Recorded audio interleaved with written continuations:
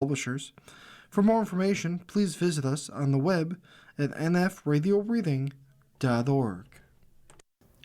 Hello, this is Chuck Stevens, and for the next hour, I'll be reading from the August 5th edition of the Niagara Falls Review here on the Niagara Frontier Radio Reading Network. Niagarans warn of health risks in cleanup. With all this rain, cleanup is continuing. Wear protective gear, test well water, use caution at beaches. Whether it was raw sewage rushing up from drains or stormwater pouring through the foundations of homes, there are serious health and safety risks associated with flooded basements after the deluge of rain hit much of Niagara on Tuesday and again on Sunday. The warning comes as Niagarans continue cleaning up after intense rainfall led to flooded basements, unsafe beach postings, and renewed concern about both private wells and mosquito breeding grounds. While there are additional risks associated with sewage, Dr. Angela Ma, a Niagara Region Associate Medical Officer of Health, said that floodwater, regardless of what's in it, presents an increased risk of mold growth, electrocution, and that sort of thing. In the wake of flooding, Ma said cleaning up is the immediate priority. She urged residents affected by Sunday storms to call in professionals. But if that's not possible, she recommended wearing rubber boots, an N95 mask, and goggles if taking the DIY approach. Really, wear as much protective gear as possible because there is a risk of contact with electrical hazards and contaminated water and of breathing in anything like mold, she said. We would recommend not to let vulnerable populations participate in the cleanup. So individuals who are pregnant, who are immune compromised, those people are at higher risk of developing infections or getting sick from that. Ma said a flooded basement may not necessarily mean everything in it must be trashed. There are ways to remediate those things, she said, adding any hard surfaces that can be disinfected with detergent or a bleach solution could be salvageable. It's hard to say with specific situations, and so many people should be directed to call a professional if they're concerned, Ma said. I'll just say every situation is different. The torrential rains and flooding will also likely have an impact on the water quality at Niagara's beaches. After torrential rains on July 28th, all Niagara beaches on Lake Ontario were posted as unsafe for swimming, save Casablanca Beach and 50 Point Conservation Beach, both in Grimsby, primarily due to high levels of E. coli bacteria linked to farm field runoff and likely aggravated by partially treated sewage flowing from water treatment facilities that were overwhelmed. Ma expects the same after Sunday's deluge. She said it's important that beachgoers use discretion before jumping into waves. We know that heavy rainfall does increase the risk of bacteria on any day, not even when flooding like this happens. While we regularly test these beaches once or twice weekly, it's really important to consider what was happening with weather patterns recently, and no bacteria levels can change. They can go up and down in real time, Ma said. The more important thing is to do a real-time assessment, take a look at the color of the water, whether or not it's cloudy, whether or not it has an odor, and also think about the recent weather that hit that area. With a well water warning, municipal drinking water remains safe for consumption, Ma said. For anybody who's on a well, if the well has experienced flooding, that's a different story. In those situations, we would recommend testing that water and confirming the results show it's safe to drink before using it. Ma said symptoms of exposure to E. coli contaminated water can include diarrhea and infections of the skin at open wounds. If symptoms occur, she advised visiting a healthcare professional to be assessed. Standing water in mosquitoes. Standing water becomes potential breeding grounds for mosquitoes, which can transmit the West Nile virus. Niagara's first positive test results of the year were confirmed last week. Ma said mosquitoes can grow from larvae to adults in 7 to 10 days in standing water. Where water cannot be drained or removed, approved mosquito larvicide products, such as mosquito dunks, may be considered, and should always be used according to the product label, she said, adding Public Health works with local bylaw officers to follow up on standing water complaints. Everyone's talking about the rain and rainfall records submerged by Sunday's heavy storms as the amount of rain that fell in North Niagara Sunday shattered previous single-day records. St. Catharines and Lincoln have both declared a state of emergency following the deluge, the second to hit the area within 5 days. In St. Kitts, 94.8 millimeters of rain fell, beating the previous August 2nd record of 33.8 millimeters, set in 1987, said Environment and Climate Change Canada meteorologist Gerald Cheng. Vineland was hit with 102.6 millimeters of rain, beating the 56.8 millimeter record set in 1978. On July 28th, St. Catharines got 45.7 millimeters of rain, beating a 1902 record for that date of 30.7 millimeters. Vineland got 55.8 millimeters, surpassing the 2014 record of 45 millimeters. The storm also skyrocketed past all-time single-day records in the two communities. St. Catharines' previous record was 83 millimeters, set on July 28, 2014, while Vineland's was 82 millimeters, set on June 11th of 1922. It's a lot of rain in a very short amount of time, Cheng said. While those numbers are high and the effect unprecedented in the communities, Cheng said it's not unheard of for thunderstorms. With thunderstorms, it can be quite hefty, he said. It could be into the hundreds. It doesn't happen all the time, but it can. It has the potential to do that. The humidity on Sunday helped fuel the intensity, Cheng said. The ingredients were in place for these high participation amounts, he said. You have several things. It's not just rainfall. If you're right under it, the visibility can be quite poor. It's not just normal rain. It's, oh my goodness, you need to stop by the side of the road because you can't see anymore. If the humidity keeps fueling the thunderstorm, and if it doesn't move quickly, this one spot can get quite a bit of rain. In a video post on Facebook, St. Catharines Mayor Matt Cisco referred to the deluge as a hurricane's worth of rain. While not downplaying that, Cheng said the amount of rain that can fall during a hurricane, which is defined as having a wind speed of 117 kilometers per hour or higher, can vary. In hurricanes, there can be copious amounts of rainfall, he said. The sky's the limit, it seems like. He said the amount can be in the multiple hundreds of millimeters, depending on the location. Our next headline from the Niagara Falls Review a week or two later is too late, Cisco says. Mayor demanding immediate assistance for flood victims. Karina Walter reporting, saying his residents are dealing with the effects of one of the most significant weather events in the city's history. St. Catharines Mayor Matt Cisco reasserted his plea for help on Tuesday with flooding cleanup from the upper levels of government. Speaking at a news conference at City Hall, Cisco said he recognizes the exhaustion, the uncertainty, and the emotional toll flooded homes have taken on residents. He said Ontario Premier Doug Ford indicated to him the province stands at the ready to help support the city. I think based on his comments, he's going to follow through on that. I'm hopeful, but as I said, we still haven't seen those volunteer efforts on the ground. Cisco declared a state of emergency on Monday after widespread flooding in the city for the second time in less than a week. The declaration, he said, reflects the seriousness and the scale of the recovery effort, signals that the city has expended all of its resources, and amplifies calls for provincial and federal support. Cisco said St. Catharines needs boots on the ground now. A vulnerable assistant registry set up for older adults and other people who can't clean up water and waste themselves had 200 requests by Monday, with the number growing on Tuesday. So far, it's city employees taking those calls, assessing the situation, and responding. That's where we need the most help from a body's perspective.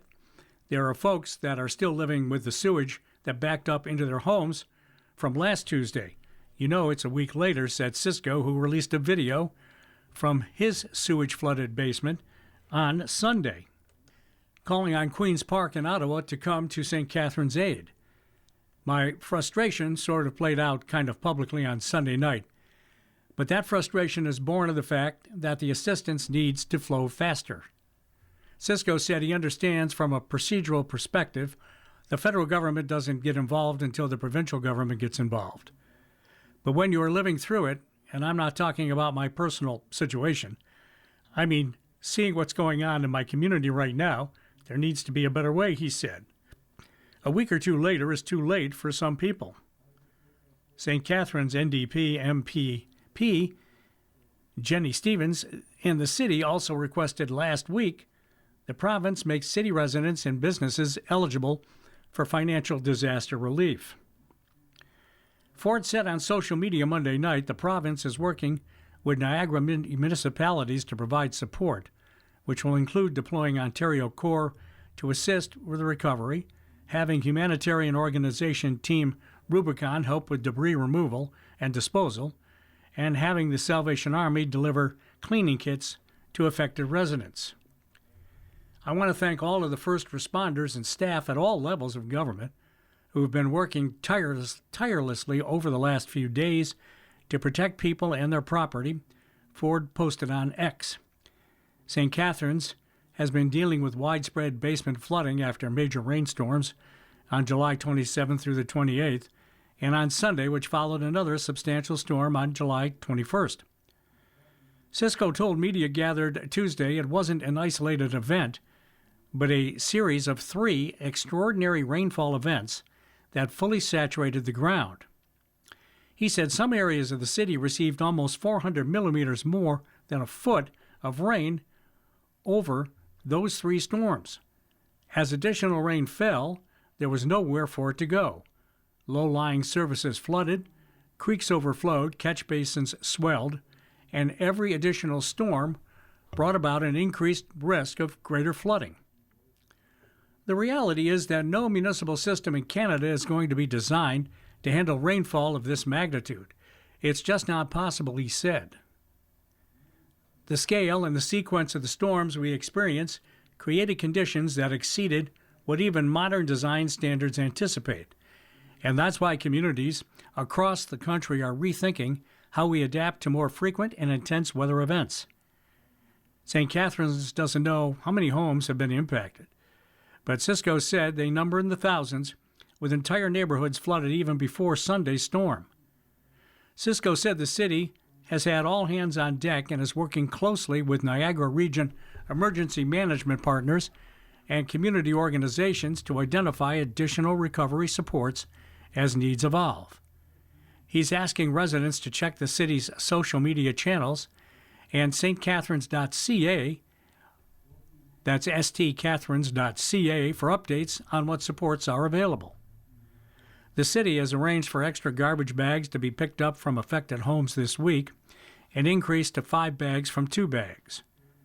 Speaking after the news conference, Cisco said the enhanced service is costing $275,000, and the city has requested a second week of extra pickup for another $275,000. The second week of dates hasn't been confirmed. Residents with items that can't be disposed of at the curb, such as drywall or construction materials, can take them to region-owned dumps in Fort Erie and Welland for free. The closer Thorold location is not part of the free arrangement because it's privately owned. The city has arranged for dumpsters at Bill Burrigon Memorial Arena and St. Catherine's Kiwanis Aquatic Center for residents who want to drop their garbage off there for free between 8 a.m. and 4 p.m. daily. Those dumpsters will be emptied regularly, so there is capacity. Remember, there's lots of ways to listen to the Niagara Frontier Radio Reading Service. On our free mobile app, you can download it at your Apple or Google Play Store with easy access to the Listen Live stream and podcasts. So you're listening to articles and features from the Niagara Falls Review here on the Niagara Frontier Radio Reading Service. Chuck Stevens, your reader. The rain, the big news, and as we continue with more stories as flood victims face sleepless nights, insurance waits, and dump fees. St. Catherine residents recount 2 dreadful encounters with Mother Nature. Having gone through a basement flood in 2024, Shelley Passfield had an inkling of concern when she saw a stream of water falling from her eaves and down her front window. The 70-year-old woman ran down to her family room and saw water already seeping into her home at the north end of Vine Street. Immediately, she began moving furniture out of the way, emptying 5 shop vac loads of water into her lower basement laundry tub, but between trips, the basement floor started flooding, rising 13 centimeters within minutes. It was crazy, she said. I knew I had a submersible pump, so I ran out in my garage and I got it. I started at 10:15 and I didn't finish until 5:30 in the morning. I went all night long doing that. If I just let it go, it would have been a mess. In the days following the July 27th, 28th storm, Passfield started making calls to her insurance company. It asked her to take measurements and pictures of the damage. It sent a company to provide her a fan and dehumidifier. The equipment was picked up Saturday. The next day, the torrential rains returned. I've never seen anything like that in my life. My street didn't flood, but it was full of water, Passfield said. I didn't have as much water coming into my family room as before, but my lower basement filled up quite quickly because water was coming off my eaves trough in another spot now, and it ran right into my fruit cellar. I'm so exhausted, I'm just running on empty. St. Catharines received more than 140 millimeters of rain within the span of 5 days. On Monday, Mayor Matt Cisco declared a state of emergency after Sunday's record-breaking rainfall alone dumped 94.8 millimeters. Paulette Ryan lives in the North End near Vine Street and Lakeshore Road.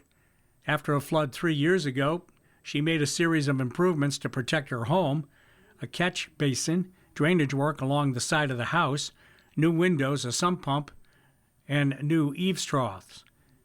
Insurance helped cover the interior damage, but the exterior was all out of pocket. Despite the mitigation tactics, Ryan again found herself cleaning up water and damaged belongings. After the first storm, friends helped to clean up, but when the rain came down Sunday, it flooded her backyard as she attempted to divert water and drain it away from her garden beds. By late afternoon, the rain started pouring into the house. We didn't know what to do. It was just weird, like really surreal. We worked out there for a couple of hours trying to stop it as much as we could, and then we finally just said, "This is ridiculous. There's nothing we can do," she said. With this flood Sunday night, I've never seen rain or water come down like that in my life, never. Ryan had an insurance adjuster visit last week. Now she's starting a second claim. She expects this cleanup to be a big job, with drywall and floors ripped out and appliances replaced. Everything that was wet, we put it around the backyard to dry most of it, but the stink was so bad because I had all my winter bed sets down there, our big heavy comforters and all that, she said. I'm not waiting for my insurance company to send a dumpster. We saw a truck down the street, and I called them, and they came and took a whole truckload of stuff. But the frustration extends beyond the cleanup itself. Passfield gathered her damaged items from her basement and filled garbage bins to leave at the curb. While the city picked up the bags, it left everything else, including couch cushions that had been laying in water. She doesn't have access to a truck to take the remaining items to the dump.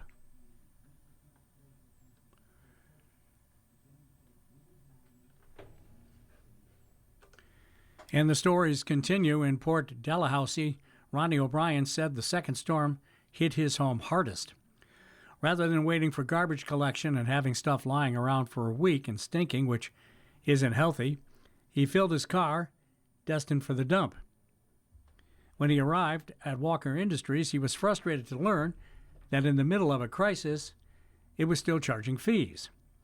70-year-olds and pensioners and 80, 90-year-olds are having to deal with these things by themselves, and rather than leave waste and everything in their home, they try and clear it out, and there's a 30-minute drive-through queue, said O'Brien. It just galls you. You'd think for a week or something they could say, if you're in a flood-damaged area, give us your postal code and there's not going to be a charge.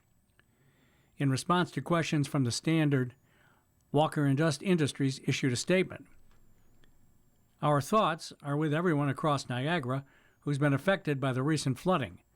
On Monday, August 2nd, we opened our operations and extended the hours of our roadside collection services. We are also working closely with the Niagara region, which is currently providing tip fee exemptions for flood-related materials at select sites at its discretion. And the pictures really are amazing, with Joanne Lang visiting in from Brampton, helping out to clean up a damage at her cousin Paulette Ryan's North St. Catharines home, and she's standing in water that's over her knees. Another note, the escarpment became a river.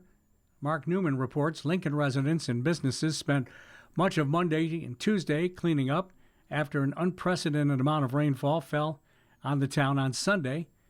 Vineland hit with 102.6 millimeters of rain, beating a record of 82 millimeters set in June of 1922. The heavy rainfall led to severe flooding in some areas, resulting in the municipality declaring a state of emergency about 9 a.m. on Monday. It enables us to tap into a lot of the provincial and potentially, if needed, federal funding and resources that are available, said the town's Chief Administrative Officer, Mike Kokopoulos. He said the municipality has fielded more than 1,000 complaints about flooding. I think when we started looking at the amount of homes impacted and the severity of it, compounded with that we also had power out for about 6 hours, which meant some pumps weren't working, and so I think that exacerbated an already challenging situation. Kokopoulos said as much as 15% of Lincoln's homes were flooded. You're talking tens of millions of dollars in damage. I think that's a fair estimate. Kokopoulos said Lincoln was teamed up with St. Catharines, which was also hard hit by flooding over the weekend, to call on the province to send in Ontario Corps to assist flood victims. It's a service during times of emergency where the province can send in resources, literally boots on the ground, to assist municipalities, he said.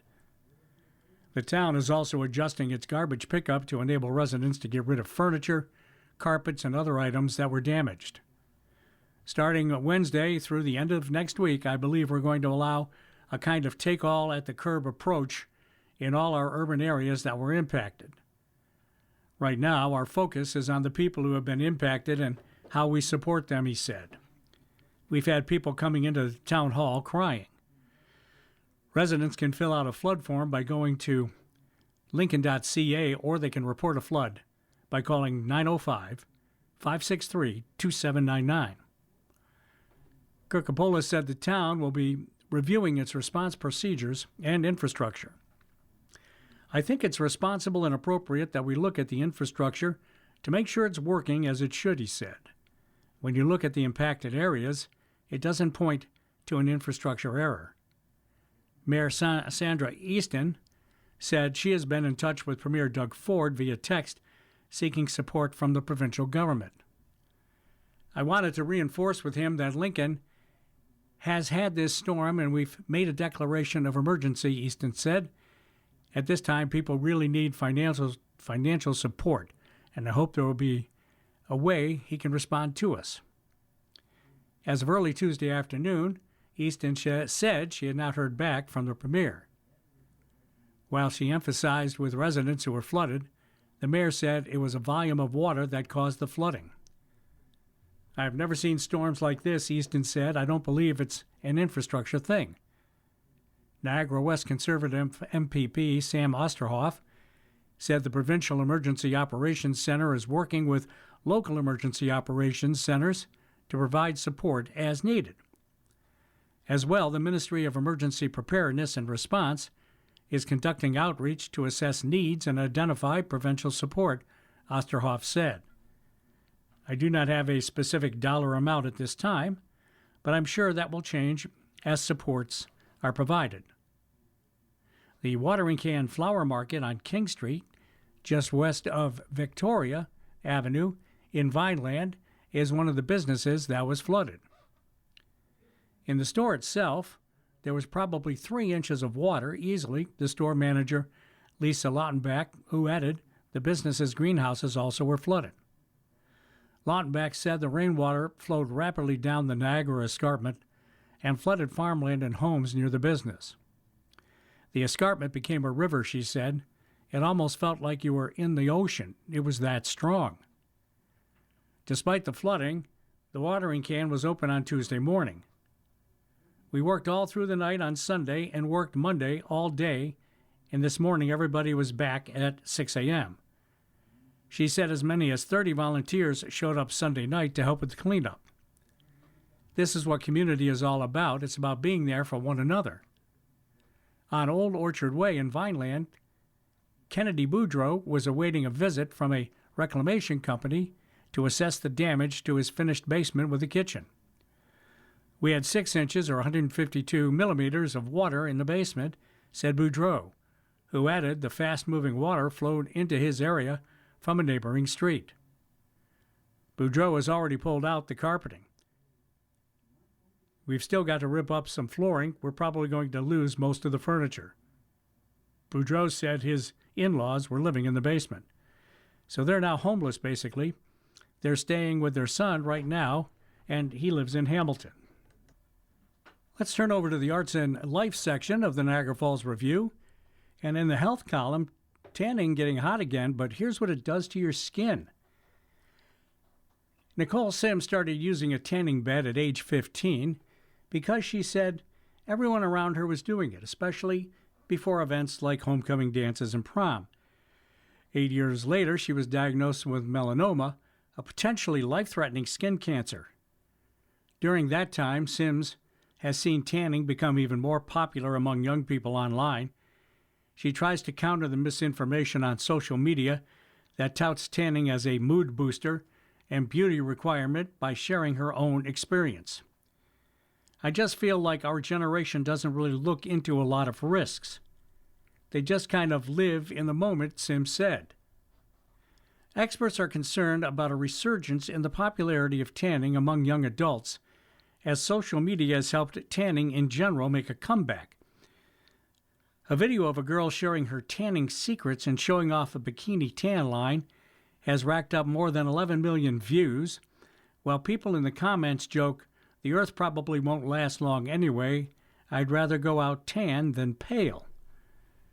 More than 100,000 new melanomas will be diagnosed in the United States in 2026, and about 8,500 people are expected to die from melanoma, according to the American Cancer Society. Even more worrisome, some influencers are encouraging the use of tanning beds. Being young in the world we live in now, being tan and pretty, it goes together, Sims said. So how do tanning beds increase cancer risk? Well, Dr. Pedram Jarami and his team at Northwestern University's medical school sought to find out what was happening at a cellular level with tanning bed users. They had nearly 3 times the risk of developing melanoma as those who do not use tanning beds. Jarami took skin samples from tanning bed users and compared them with samples from non-users. His team examined the DNA sequences of melanocytes, skin cells that can turn into moles, melanoma, or other cancers. While melanocytes are exposed to UV light, they can mutate. Tanning beds can emit more than 10 times as much UV light as the sun. The DNA mutation rate of melanocytes in tanning bed users was more than double that of non-users, whose only exposure to UV is outdoor sun, Jarami said.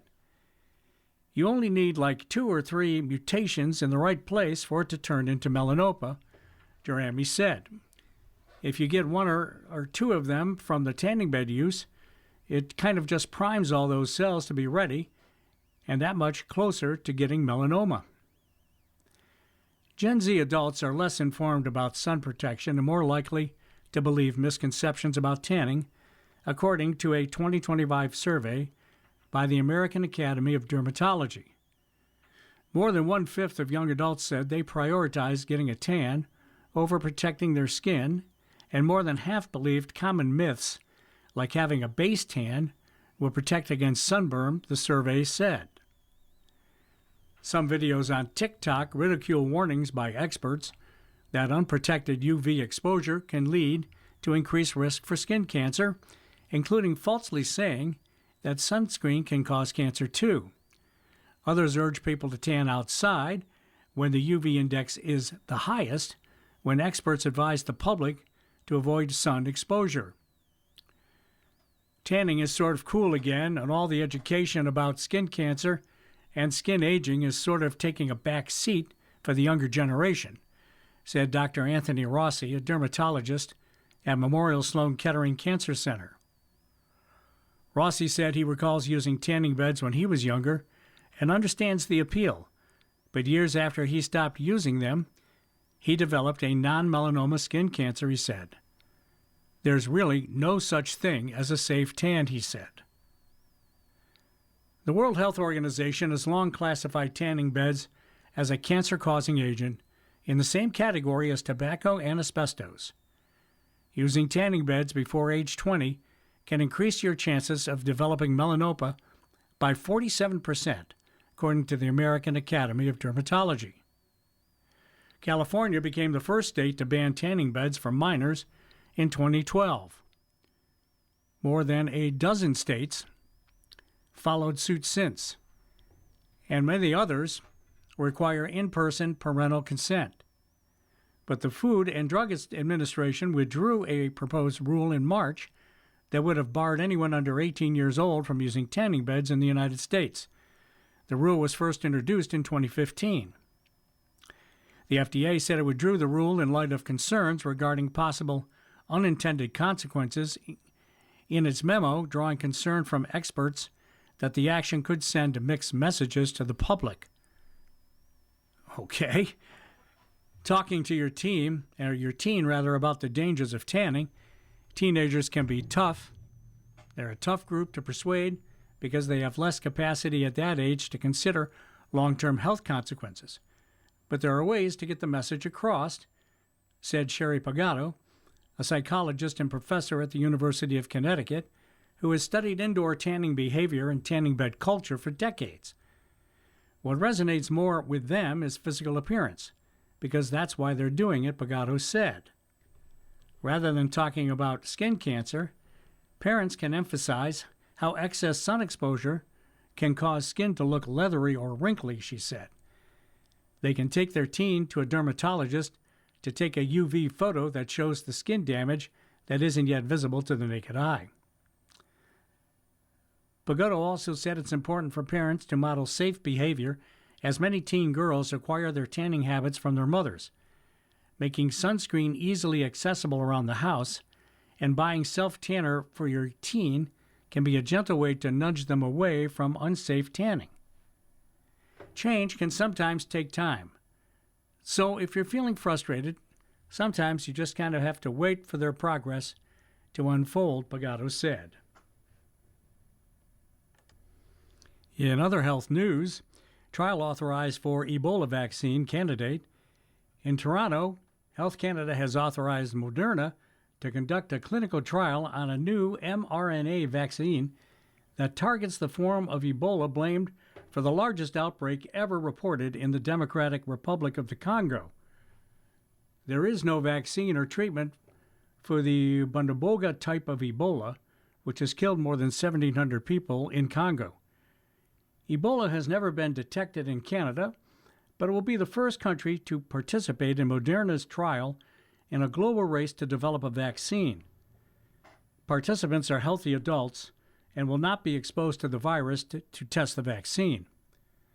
A spokesperson for Moderna says the first volunteer in the trial received the shot on Monday in Truro, NS, and that the company expects to enroll 80 people in Truro, Halifax, and Toronto.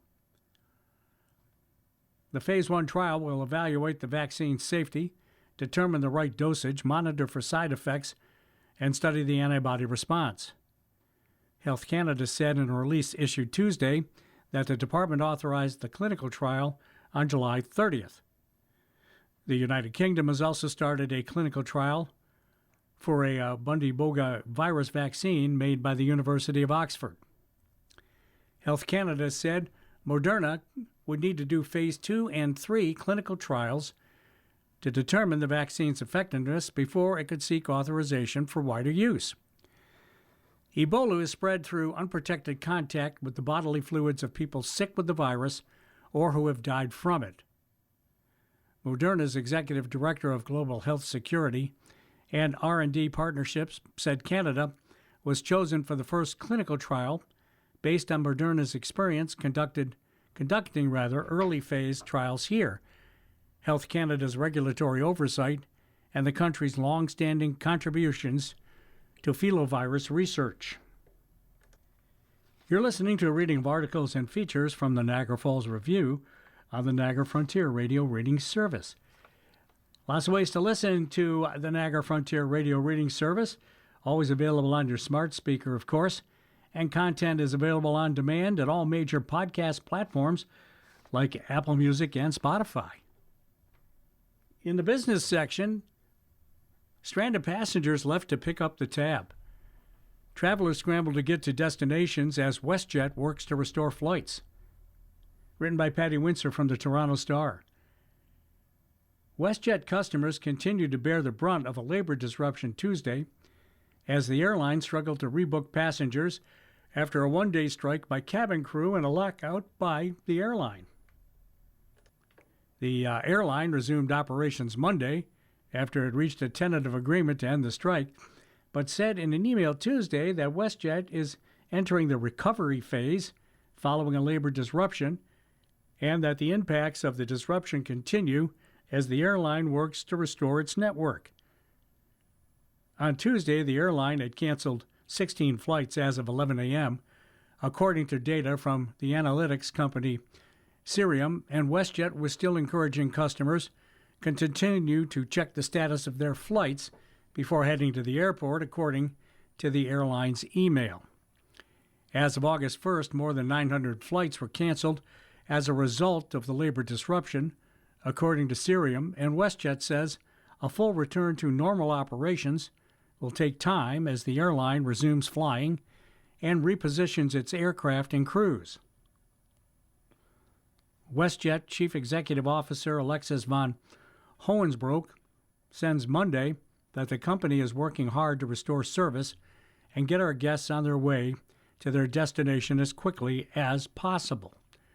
WestJet flight attendants walked out of the job early Sunday morning after the airline and CUPE Local 8125, which represents WestJet's more than 4,000 flight attendants, couldn't reach a deal for a new contract before the strike deadline.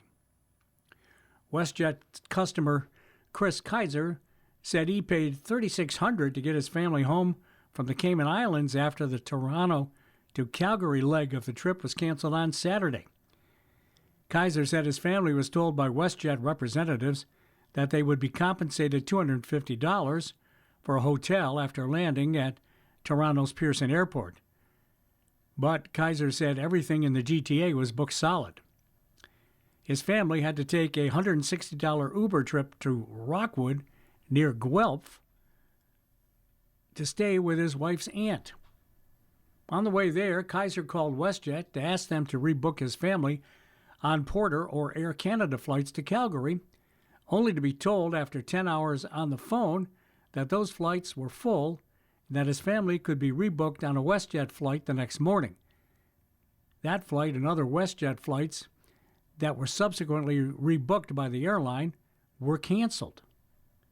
By the time I woke up yesterday morning, I was rebooked on a WestJet flight from Toronto to Calgary on Friday the 7th, said Kaiser, who paid for his family to take a Porter flight home on Sunday. I was like, this is insane. His wife's parents, who traveled with the family to the Cayman Islands, are still in Rockwood waiting for a WestJet flight home to British Columbia. The deal between WestJet and its flight attendants hasn't been released and won't be until the deal is ratified, according to both the union and WestJet, a vote that will take place within 30 days, according to an email from the union.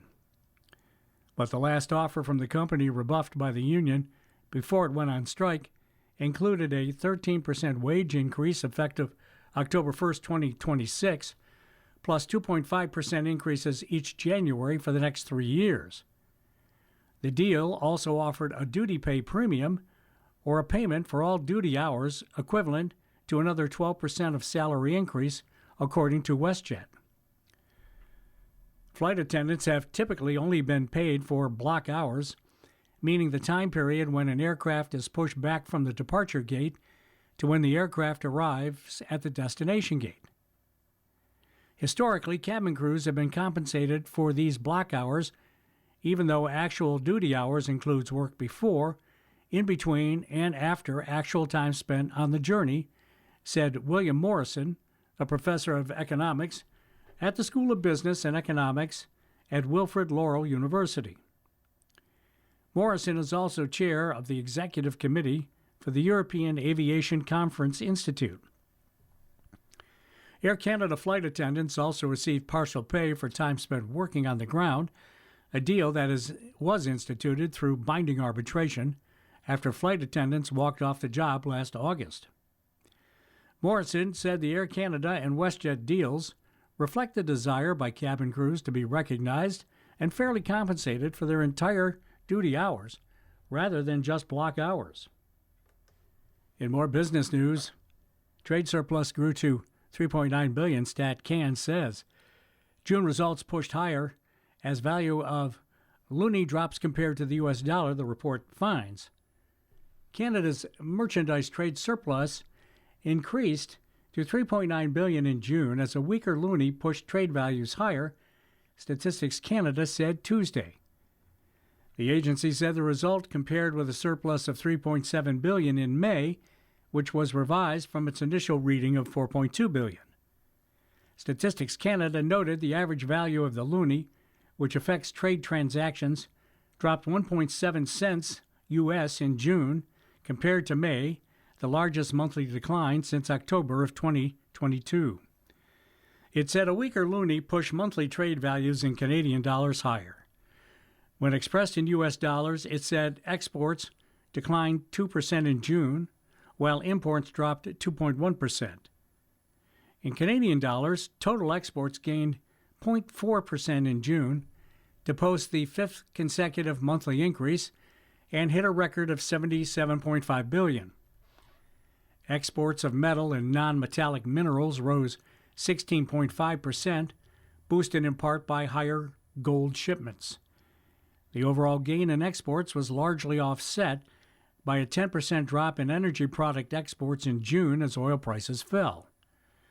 Total imports edged up 0.2% in June to $73.6 billion, largely driven by a 59% surge in computers and computer peripherals, such as processing units used in data centers. Computer and computer peripherals shipments were also a primary reason imports from the U.S. rose 3%, the agency said. In volume terms, total exports were up 1.1%, while imports were down 1.5%. Meanwhile, Statistics Canada said total exports in the second quarter rose 13.1%, the strongest quarterly increase in percentage terms since the third quarter of 2020. Almost half of the increase came from higher energy products, exports, as oil prices rose amid the conflict in the Middle East. Statistics Canada said exports of motor vehicles and parts were also up 19.3% following 2 quarters of declines. June's data confirmed that a further rebound in export volumes from the lows seen in 2025 appears to have been a large driver of the strength in GDP signaled for the second quarter, said Andrew Grantham, senior economist at CIBC Capital Markets, in a note on Tuesday. But he said the threat of new tariffs could slow or stall that momentum.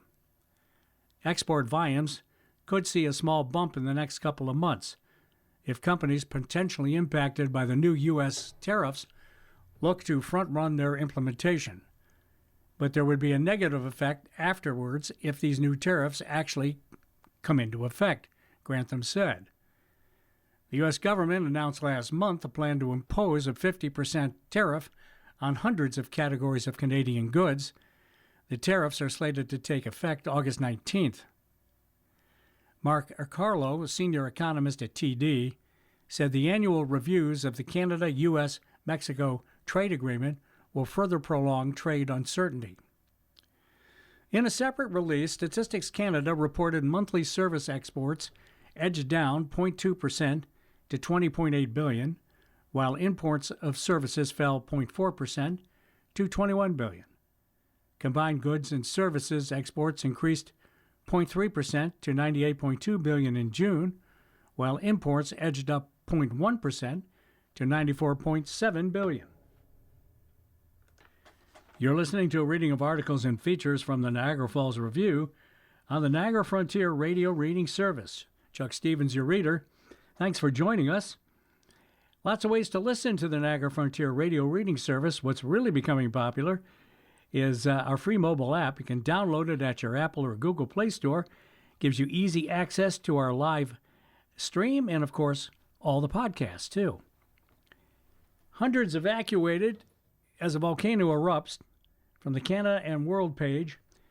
Guatemala remained on alert Tuesday after evacuating hundreds of people following an eruption the day before on the Fuego volcano, which is part of the Pacific Ring of Fire and one of Central America's most active volcanoes. The country's disaster management agency said 659 people were evacuated from 8 villages in the danger area and are being housed in nearby shelters. The eruption started on Monday morning, with video showing clouds of gas and ash above the volcano as lava and pyroclastic flows rolled down. Claudine Ogolids, executive secretary of the Guatemalan Disaster Management Agency, or CONRED, said that about 10 more communities are expected to be evacuated throughout the day. Among those evacuated were around 250 people from El Pulvernar and the hamlet of Las Lejitas. Conrad said that they are also warned of ash spreading to nearby towns. A major highway that passes close to the volcano, National Route 14, was closed.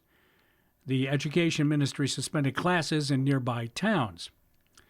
During a previous eruption of the volcano in June of 2018, hundreds of people were killed and a whole village was destroyed, with as many as 1.7 million people impacted by the event, according to authorities. Another eruption in June last year spurred preventative evacuations. Dateline Canada, nonprofit seeks commission on legacy of slavery. A nonprofit organization is calling on the federal government to launch a national commission to study the legacy of slavery and anti-black racism in Canada. The Black Class Action Secretariat says the commission could probe the enduring impacts of slavery, segregation, and systemic racism and recommend a national framework for addressing them. August 1st is Emancipation Day in Canada, marking the abolition of slavery across the British Empire in 1834. The Black Class Action Secretariat says that while Canada marks Emancipation Day every year, it has never undertaken a comprehensive national examination of how the legacy of slavery and anti-black racism continues to shape the lives of Canadians of African descent. It says a commission would establish a permanent historical record and provide recommendations to Parliament to address systemic barriers in Canadian institutions. The organization has called on the federal government to begin consultations on establishing the commission. In more news across Canada, pipeline moving toward a fast track. The federal government is advancing the process to designate a proposed oil pipeline to the West Coast as a national interest project. Naming a project in the national interest under the Building Canada Act allows the government to fast-track approvals and skirt some environmental laws. A notice published in the Canada Gazette on August 1st sets a September 18th deadline to submit comments on the national interest designation. The proposed pipeline has been referred already to the government's Major Projects Office with the Alberta government listed as the proponent.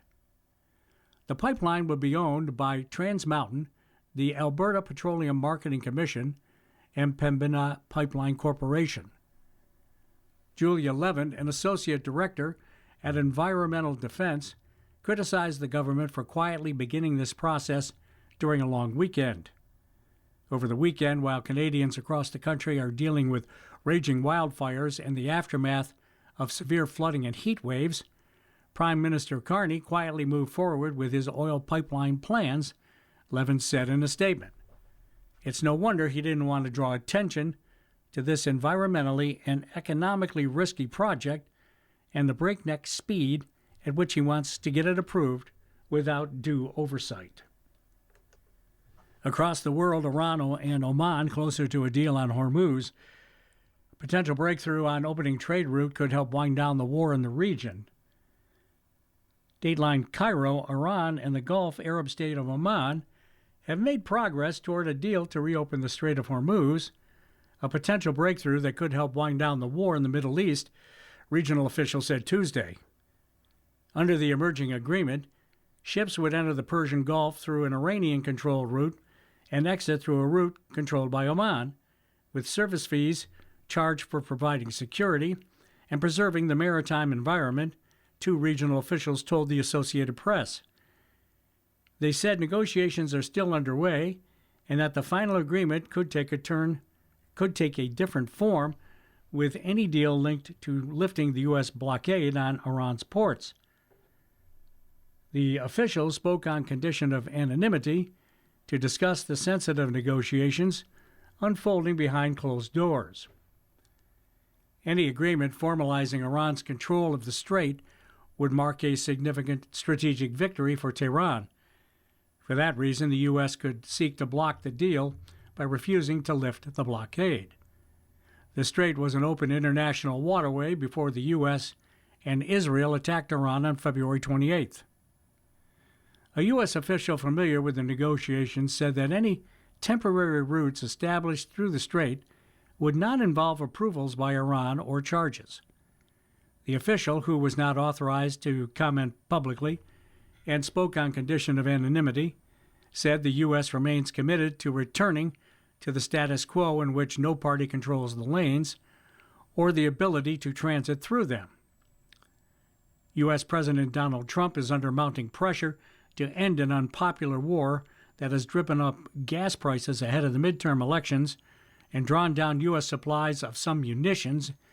In recent days, he has again whipsawed between threatening massive strikes and voicing support for diplomatic efforts. In an exchange with reporters on Monday, Trump reiterated his public stance that he's opposed to tolling in the strait. I'm not going to let them charge, Trump said. Anybody's going to charge will charge. Iranian Foreign Ministry spokesperson Esmail Baghai said the bilateral talks with Oman are focused on establishing safe inbound and outbound shipping lanes, routes that uphold sovereign rights, while also addressing the national security considerations of both Iran and Oman. The final results of these negotiations will be announced once concluded, he added, in remarks carried by Iran's state-run IRNA news agency. U.S. Secretary of State Marco Rubio, speaking to reporters at the State Department, said there's been progress made in those talks, but not finality yet. We're hoping that will happen very shortly. Rubio has previously ruled out any deal that would give Iran control over the strait, saying last month that it would create a very dangerous precedent for other parts of the world.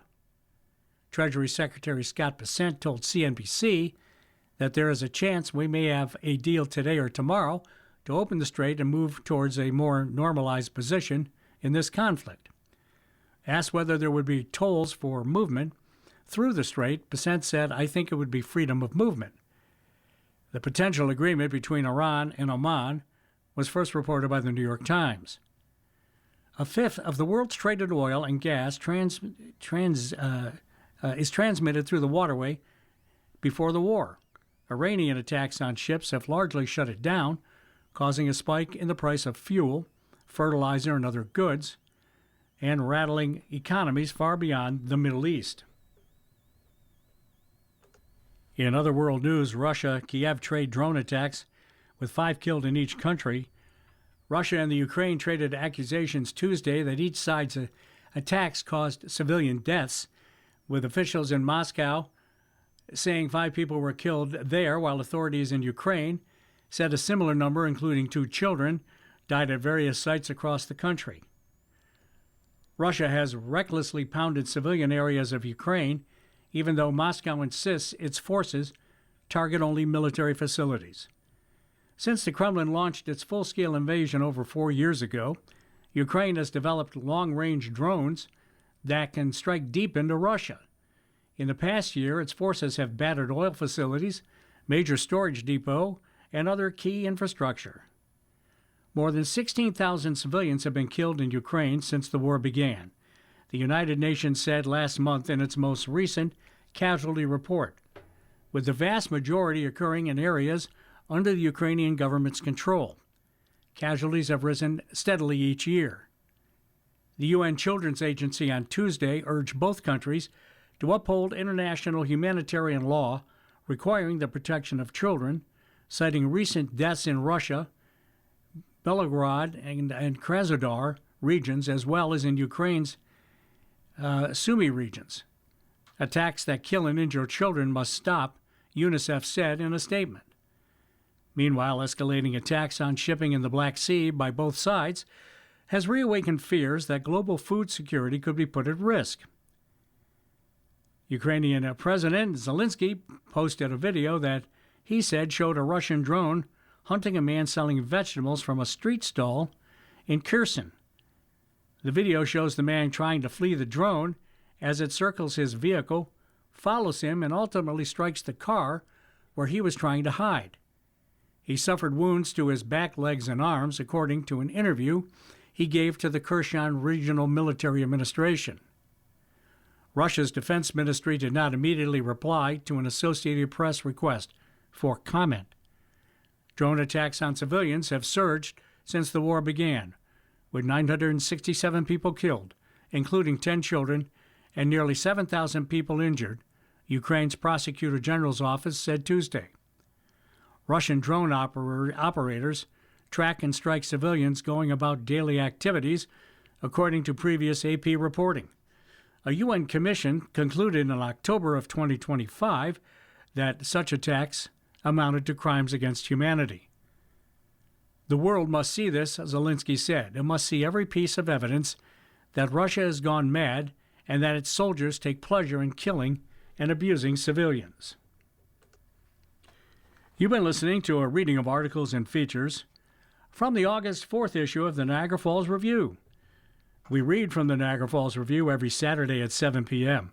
Your reader has been Chuck Stevens. Thank you for listening. Coming up next in the Niagara Frontier Radio Reading Service is Off Duty. At 9 o'clock, Sports Illustrated at 9 o'clock is The Athletic from the New York Times. Stay with us for these readings and more. You're listening to your Niagara Frontier Radio Reading Service. Our volunteer radio readers broadcast daily readings of newspapers, magazines, and books. For nearly 40 years, radio reading has served people who are blind or have a print disability throughout western New York and southern Ontario's Niagara Peninsula. Our broadcast signal is provided at no charge by WNED. Niagara Frontier Radio Reading Service studios are located at 1199 Harlem Road. Please spread the word about your Niagara Frontier Radio Reading Service. For more information, call 716-821-5555.